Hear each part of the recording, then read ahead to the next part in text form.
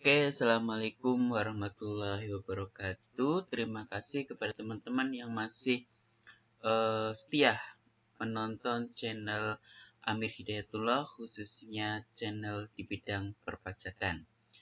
Oke, teman-teman, hari ini kita akan berbincang lagi tentang pajak. Namun sebelumnya, silakan teman-teman bisa subscribe, like, komen, dan bagikan video ini kepada rekannya agar video ini lebih bermanfaat tentunya. Teman-teman, hari ini kita akan membahas tentang biaya yang diperbolehkan sebagai pengurang penghasilan atau yang dikenal dengan deductible expense. Nah, biaya ini ada yang diperbolehkan sebagai pengurang, ada juga yang tidak diperkenankan sebagai pengurang. Untuk biaya yang tidak diperkenankan sebagai pengurang akan dibahas pada video berikutnya. Oke, teman-teman, menurut pasal 6 ayat 1 Undang-Undang Nomor 36 Tahun 2008, besarnya penghasilan kena pajak bagi wajib pajak dalam negeri dan bentuk usaha tetap ditentukan berdasarkan penghasilan bruto dikurangi biaya untuk mendapatkan, menagih, dan memelihara. Jadi, menurut pasal 6 ayat 1 Undang-Undang Nomor 36 Tahun 2008, PKP untuk wajib pajak dalam negeri dan bentuk usaha tetap, yaitu penghasilan bruto dikurangi dengan biaya untuk mendapatkan, menagih, dan memelihara penghasilan. Apa saja biaya yang termasuk dengan deductible expense? Mari kita simak bersama-sama.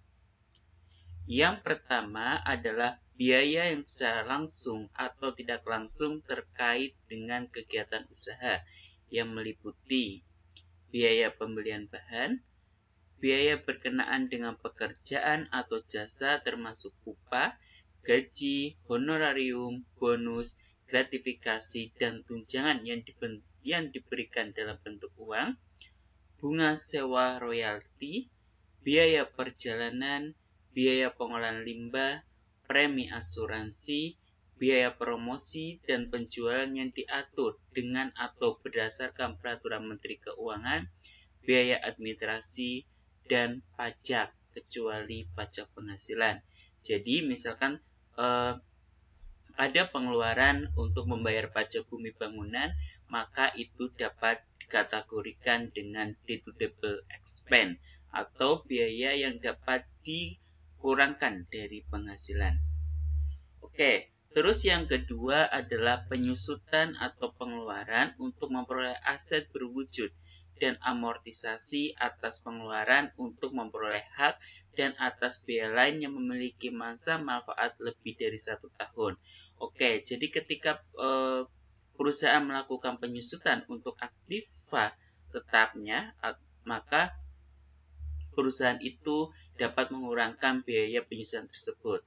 Begitu juga ketika perusahaan melakukan amortisasi terhadap aktiva tidak berwujud, maka perusahaan itu juga dapat mengurangkan beban penyusutan tersebut dari penghasilan.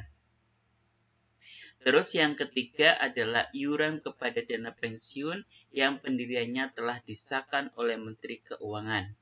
Yang keempat adalah kerugian karena penjualan atau pengalihan aset yang dimiliki dan digunakan dalam perusahaan atau dimiliki untuk mendapatkan, menagih, dan memelihara penghasilan. Yang kelima adalah kerugian selisih kurs mata uang asing. Yang keenam adalah biaya penelitian dan pengembangan perusahaan yang dilakukan di Indonesia. Yang ketujuh adalah biaya beasiswa, magang, dan pelatihan. Dan yang kedelapan adalah piutang yang tidak dapat ditagih. Namun di sini harus memenuhi syarat ya teman-teman. Syarat yang pertama adalah telah dibebankan sebagai biaya dalam laporan laba rugi komersial.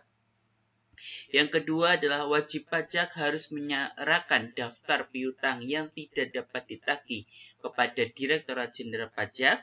Yang ketiga adalah telah diserahkan perkara penagihannya kepada pengadilan negeri atau instansi pemerintah yang menangani piutang negara atau adanya perjanjian tertulis mengenai penghapusan piutang atau pembebasan utang antara kreditur dan debitur yang bersangkutan, atau telah dipublikasikan dalam penerbitan umum atau khusus, atau adanya pengakuan dari debitur bahwa utangnya telah dihapuskan untuk jumlah tertentu.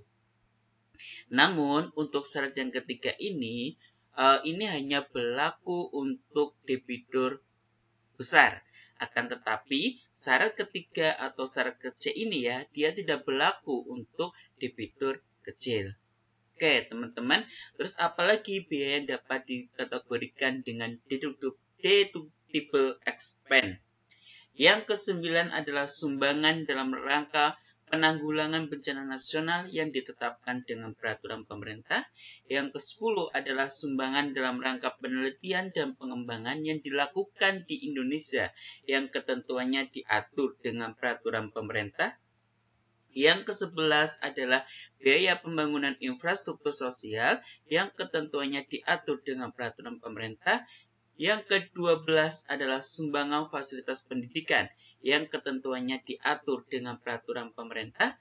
Yang ke-13 adalah sumbangan dalam rangka pembinaan olahraga yang ketentuannya diatur dalam peraturan pemerintah.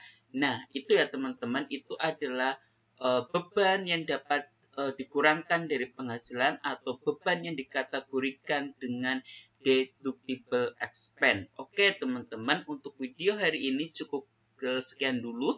Teman-teman dapat melihat video-video berikutnya tentang pajak. Teman-teman ingat ya pesan saya, kalau teman-teman ingin berkontribusi terhadap negara, maka bayar pajak. Namun ketika teman-teman ingin negara ini mundur, maka teman-teman tidak membayar pajak. Tapi tetap semangat untuk membangun negeri ini dengan berkontribusi membayar pajak. Sekian, wassalamualaikum warahmatullahi wabarakatuh.